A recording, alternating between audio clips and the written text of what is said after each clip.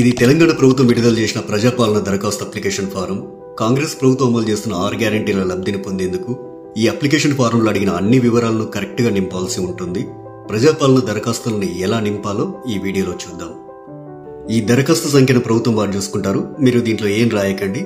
కుటుంబ వివరాల కింద మీరు కొన్ని వివరాలు రాయాల్సి ఉంటుంది. ఇక్కడ మీ పూర్తి పేరు రాయండి. ఇక్కడ ఇంటి యజమాని స్త్రీ అయితే స్త్రీ అని టిక్ చేయండి, పురుషుడైతే పురుషుడి దగ్గర టిక్ చేయండి, ఇతరులైతే ఇతరుల దగ్గర టిక్ చేయండి. మీరు ఏ సామాజిక వర్గానికి చెందినవారో ఇక్కడ టిక్ చేయండి. ఎస్సీ అయితే ఎస్సీ దగ్గర, ఎస్టీ అయితే ఎస్టీ దగ్గర, బీసీ అయితే బీసీ దగ్గర, మైనార్టీ అయితే మైనార్టీ దగ్గర టిక్ చేయండి. ఎస్సీ ఎస్టీ బీసీ మైనార్టీ కాని వారు ఇతరుల దగ్గర టిక్ చేయండి. ఇక్కడ వారి పుట్టిన తేదీ, పుట్టిన నెల, సంవత్సరం వరుసగా ఇవ్వండి. 12 అంకెల ఆధార్ కార్డ్ నెంబర్ ఇందులో ఫిల్ చేయండి. ఇక్కడ రేషన్ కార్డ్ నెంబర్ రాయండి. ఇక్కడ మీ మొబైల్ నెంబర్ రాయండి.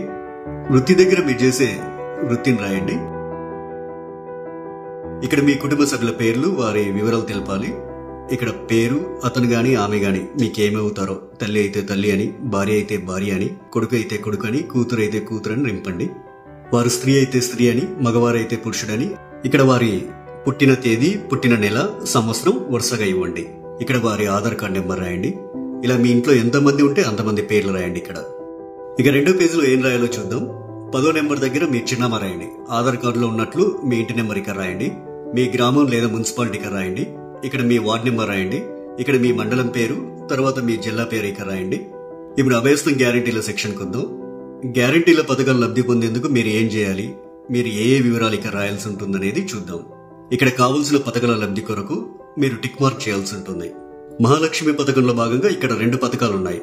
మొదటిది ప్రతి నెల 2500 ఆర్థిక సాయం పొందేందుకు ఇక టిక్ మార్క్ పెట్టండి. ఇక రెండోది 500 రూపాయలకు గ్యాస్ సిలిండర్ పొందేందుకు ఇక టిక్ మార్క్ పెట్టండి. 500 రూపాయలకు గ్యాస్ సిలిండర్ కు సంబంధించి మీరు కొన్ని వివరాలు నింపాల్సి ఉంటుంది.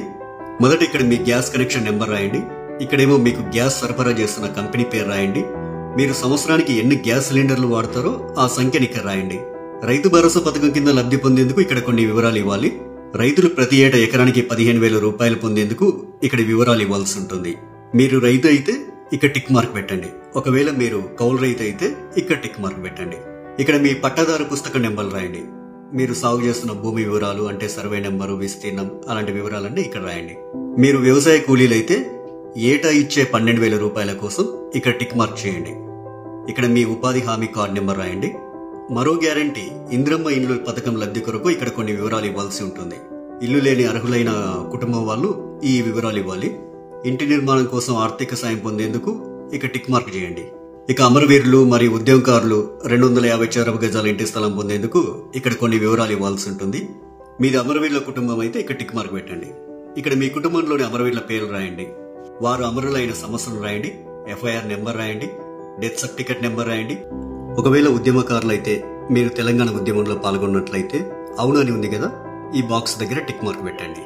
ఒకవేళ పాల్గొనకపోతే కాదు అనే బాక్స్ దగ్గర టిక్ మార్క్ పెట్టండి. అవును దగ్గర టిక్ మార్క్ పెట్టినట్లయితే కొన్ని వివరాలు రాయాల్సి ఉంటుంది. సంబంధిత FIR నెంబర్ మరియు సంవత్సరం ఇక్కడ రాయండి.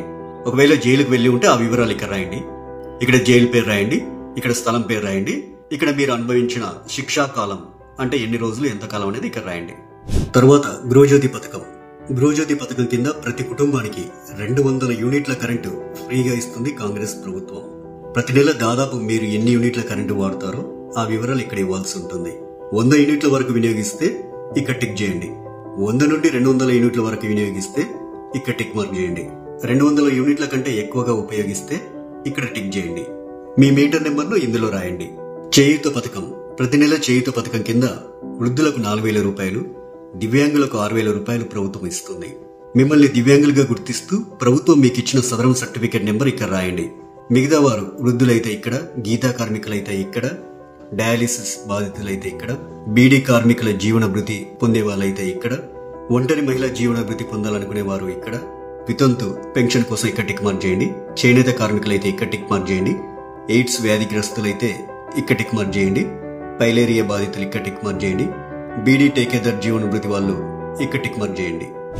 ఈ అప్లికేషన్ ఫామ్ కు మీ ఆధార్ కార్డ్ జిరాక్స్, తెల్ల రేషన్ కార్డ్ జిరాక్స్ కాపీని జత చేయాల్సి ఉంటుంది. ఇక్కడ మీ సంతకం, ఇక్కడ మీరు అప్లికేషన్ ఇచ్చిన తేదీ రాయండి. మీ ఊర్లో ప్రజాపాలన సదస్సులు పెట్టినప్పుడు ఈ అప్లికేషన్ ఫామ్ తీసుకెళ్లి వారికి ఇవ్వాలి. ఇక చివరిగా ప్రజాపాలన దరఖాస్తు రసీదు ఉంటుంది. ఇందులో మీ నుంచి దరఖాస్తు తీసుకునే అధికారి కొన్ని వివరాలు రాసిస్తారు. ఈ రసీదులో అధికారి దరఖాస్తు సంఖ్య రాస్తారు. అభయస్మన్ గ్యారెంటీలకు సంబంధించి టిక్ మార్క్ చేస్తారు.